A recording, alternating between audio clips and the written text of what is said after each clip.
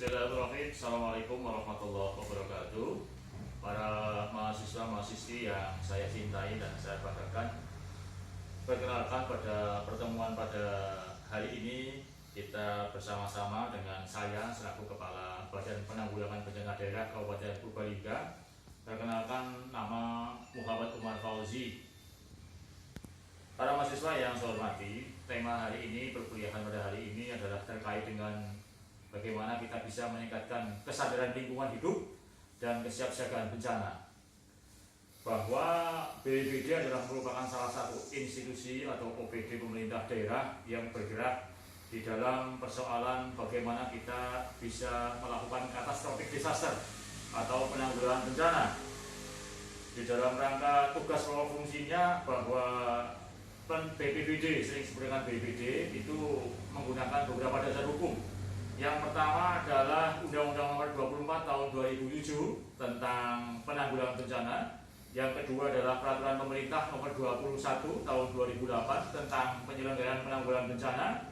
Yang ketiga Perpres atau Peraturan Presiden Nomor 8 Tahun 2008 tentang Badan Nasional Penanggulangan Bencana. Dan Permendagri, Peraturan Menteri Dalam Negeri Nomor 46 Tahun 2008 tentang pedoman organisasi dan tata kerja Badan Penanggulangan Bencana Daerah.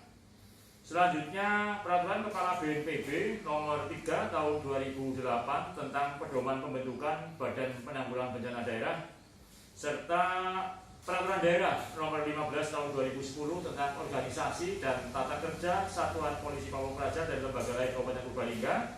Dan yang terakhir adalah Perda Nomor 1 Tahun 2014 tentang penanggulangan bencana di Kabupaten Purbalingga.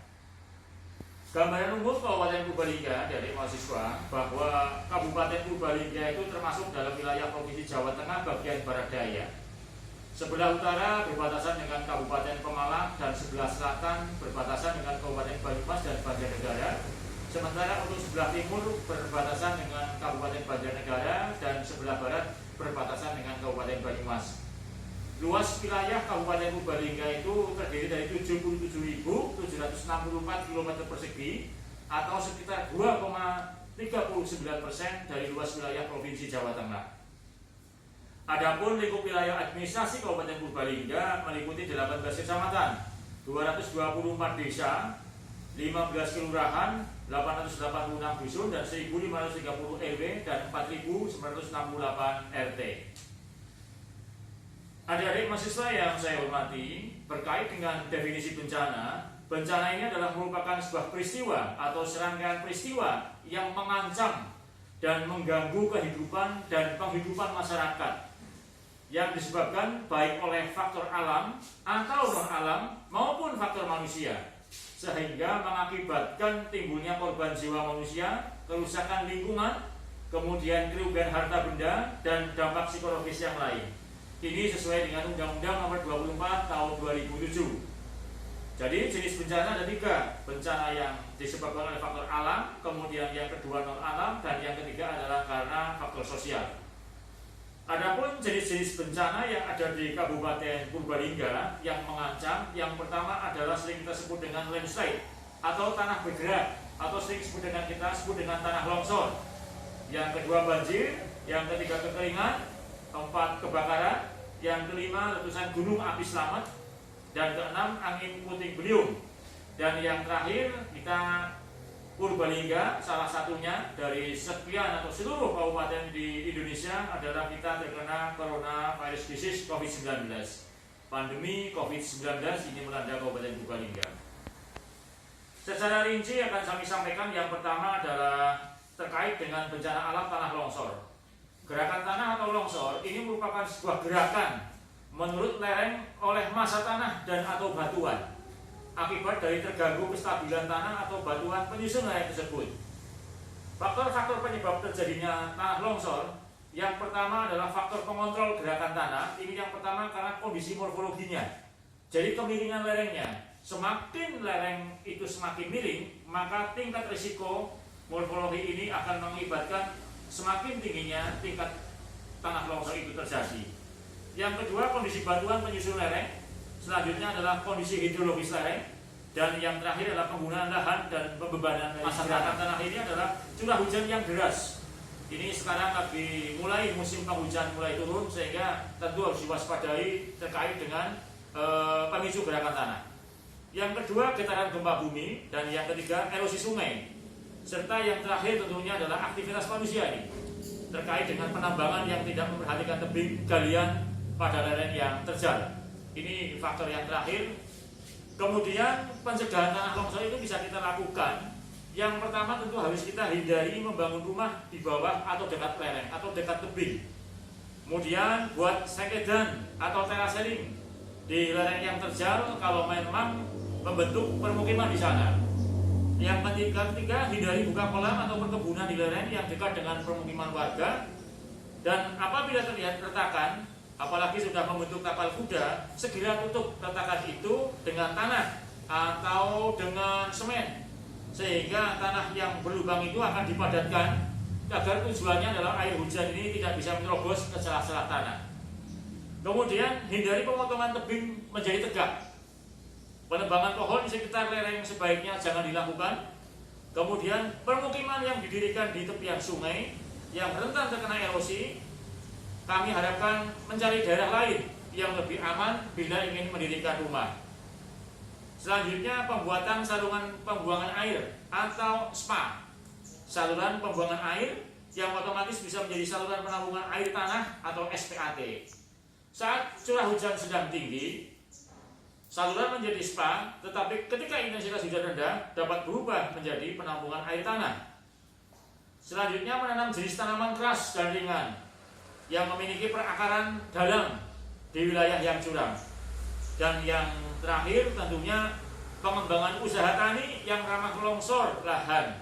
Sebagai contoh misalnya menanam penghijauan dengan makanan ternak dengan cara panen yang pangkas. Ini juga kita kembangkan di beberapa wilayah di daerah Karangmoncol, Karangjambu, bagaimana kita bisa mencegah tanah longsor itu dengan menanam rumput vetiver atau yang sering disebut dengan rumput akar wangi. Selanjutnya, bencana alam di Purbalingga yang kedua adalah banjir. Banjir itu adalah merupakan bencana alam di mana daratan tergenang oleh sebagian atau aliran air yang berlebihan. Penyebab terjadi banjir ini antara lain adalah karena adanya pendangkalan sungai, karena sampah yang mengendap di dasar sungai atau palung sungai, kemudian kurangnya daerah resapan air, kemudian pembangunan di tepisan sungai, di tepian sungai itu ada pembangunan, kemudian penebangan hutan secara membabi buta, ilegal logging, tanpa mengadakan program reboisasi, sehingga tanah itu tidak mampu menahan air hujan dan terjadilah banjir bandang.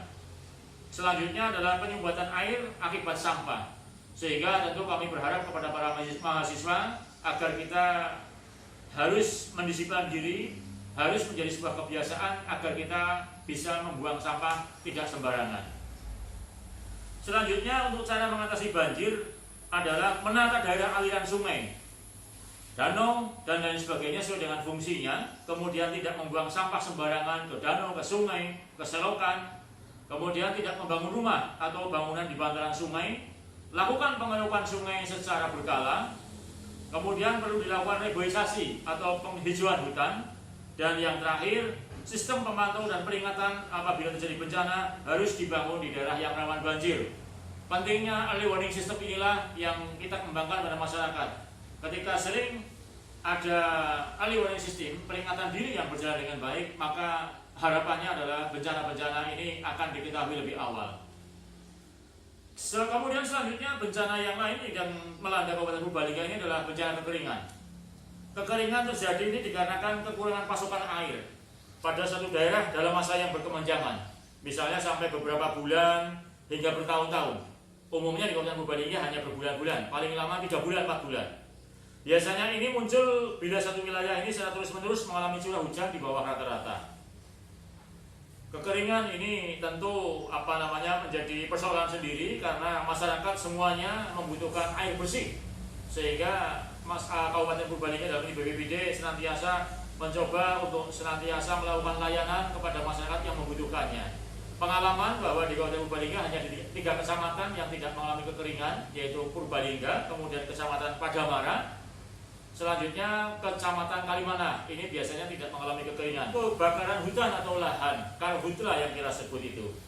Penyebab terjadinya kebakaran hutan dan lahan diantaranya adalah sambaran petir pada hutan yang kering karena musim kemarau yang panjang sehingga mengakibatkan kebakaran.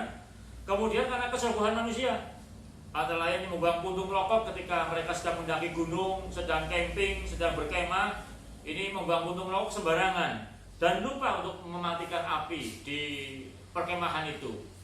Selanjutnya aktivitas vulkanik bisa mengakibatkan kebakaran karena aliran lahar atau awan panas dari letusan gunung berapi. Selanjutnya tindakan yang disengaja ini seperti untuk membersihkan lahan pertanian atau membuka lahan pertanian baru dan tindakan vandalisme, sengaja membakar hutan.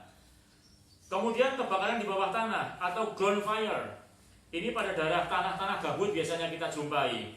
Sehingga ini bisa menyulut kebakaran di atas tanah pada masa-masa atau saat-saat musim kemarau. Dampak kebakaran hutan dan lahan tentunya dampak sosial kebakaran lahan ini antara lain adalah terganggu aktivitas sehari-hari. Amat sangat mengganggu, baik si asapnya, panasnya, kemudian abu-abu vulkaniknya dan sebagainya. Kemudian terganggunya kesehatan masyarakat yang akibat asap ini. Kemudian dampak ekonomi juga akibat kebakaran hutan lahan juga ini akan hilangnya mata pencaharian warga di sekitar hutan. Kemudian menurunnya devisa negara akibat terhentinya proses produksi, kemudian terganggunya kegiatan perdagangan dan transportasi, serta menurunnya sumber daya di wilayah terdampak. Sementara dampak ekologisnya tentu akan menyebabkan hutan ini menjadi gundul, sehingga tidak mampu lagi menampung cadangan air saat musim penghujan.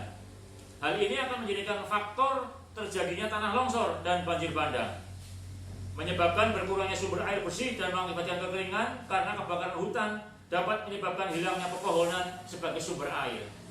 Kemudian terjadi pemanasan global dan tentunya ketika terjadi kebakaran hutan maka akan hilang spesies-spesies tertentu di wilayah hutan itu. Nah, bagaimana strateginya? Strategi untuk menangani karhutla yang pertama tentu BPBD mengedepankan pelibatan semua unsur.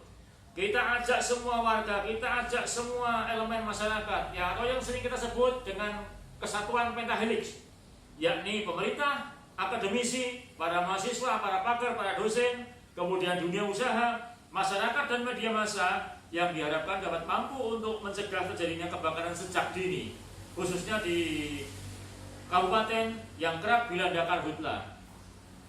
Kemudian BPBD juga mendorong untuk pengembangan pengetahuan, pemahaman dan kapasitas pengelola hutan dan lahan yang sering kita sebut dengan LMDH, Lembaga Masyarakat Desa Hutan.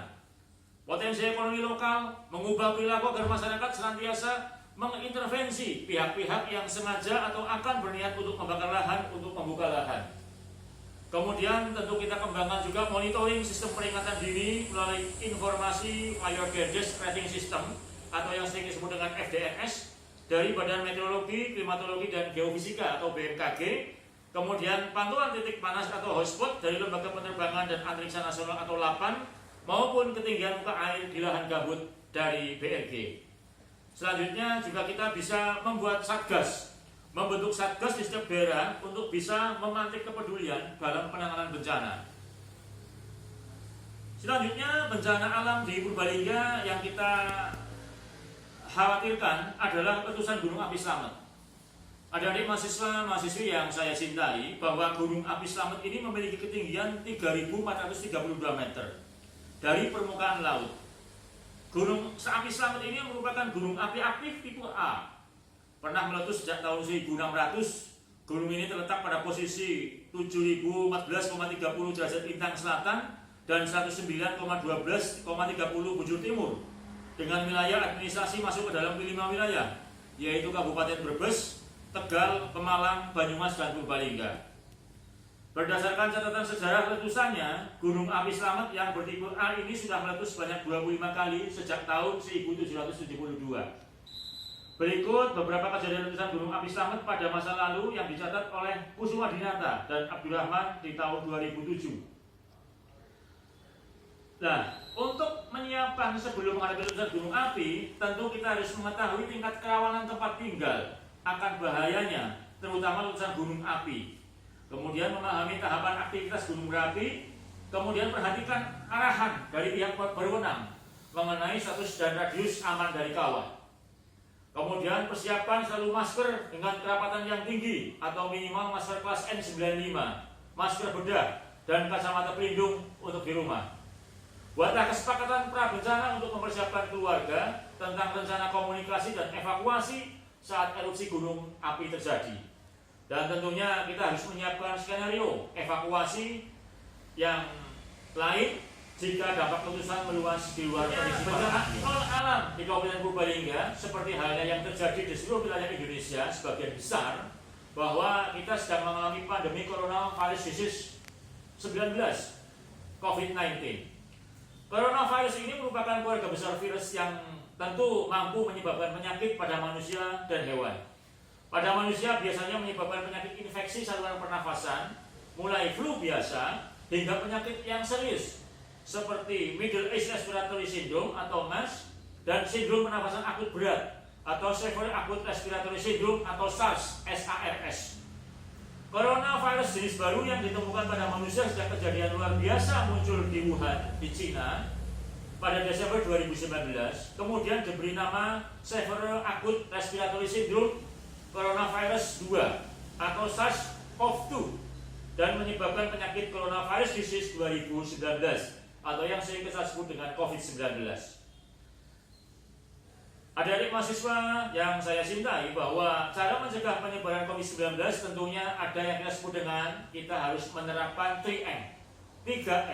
Yang pertama, senantiasa manakala kita di luar rumah harus menggunakan masker, memakai masker. Menggunakan masker yang benar adalah menggunakan masker yang bedah seperti ini, bukan masker scuba, bukan masker kain.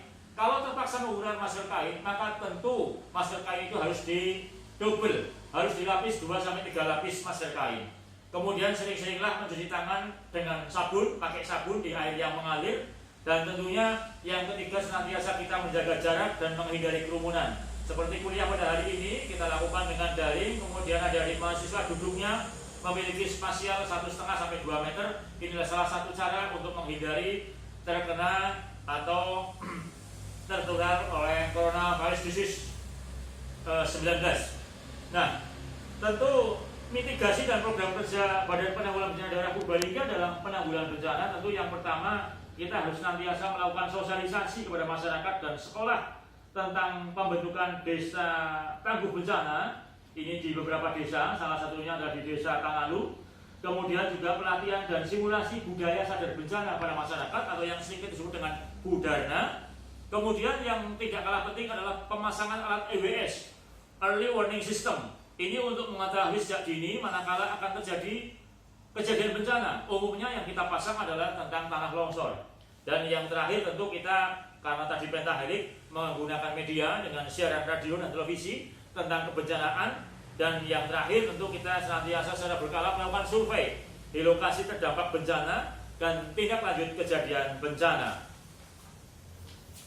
Adik-adik mahasiswa yang sekalian yang saya hormati, bahwa ketika kita berbicara masalah kesiapsiagaan perguruan tinggi di dalam rangka untuk penanggulangan bencana di Kabupaten Purbalingga terutama, di dalam kegiatan pendidikan dan pengajaran tentunya perguruan tinggi ini senantiasa kita harapkan dapat mengembangkan kampus siaga bencana sebagai model pendidikan kebencanaan untuk kesiapsiagaan bagi tentunya seluruh sivitas akademika, baik itu karyawan maupun mahasiswa. Yang kedua, melengkapi kampus dengan instrumen atau alat peraga kebencanaan dan secara periodik melakukan simulasi bencana bagi warga kampus. Dan yang ketiga, pendidikan kebencanaan sejak dini wajib ditanamkan kepada mahasiswa-mahasiswi saat masa orientasi mahasiswa baru sesuai dengan instruksi dari Menteri Riset Teknologi dan Pendidikan Tinggi. Yang keempat, pendidikan kebencanaan juga wajib masuk dalam bahan kajian mata kuliah dalam kurikulum perguruan tinggi atau KPT, kuliah perguruan tinggi. Dan yang kelima, perguruan tinggi juga dapat mengemas program kuliah kerja nyata atau KKN bertema bencana, baik di daerah bencana maupun pasca bencana, sehingga para mahasiswa dapat mempraktikkan keilmuan dan keterampilannya langsung di masyarakat serta dapat berpikir kritis untuk bisa mengatasi masalah-masalah ini, baik bencana alam maupun non-alam. Ini bisa teman-teman mahasiswa melakukan KKN, seperti halnya KKN tematik COVID-19.